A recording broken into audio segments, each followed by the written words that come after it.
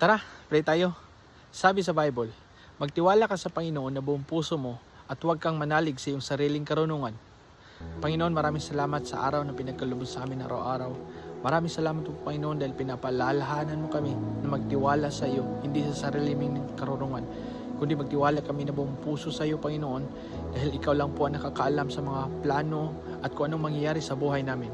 Panginoon, may mga pagkakataon na nagkakamali kami dahil sinusunod namin ang gusto namin. Hindi kami umaasa, hindi kami niniwala sa iyo at hindi kami gumagawa ayon sa gustuhan mo. Kaya minsan nagkakamali kami, nadadapa at minsan nawalan kami ng pag-asa. Pero mula ngayon, Panginoon, humihingi kami ng tawad na dapat kami ay magtiwala sa iyo buong puso at hindi kami umaasa sa sarili naming karunungan.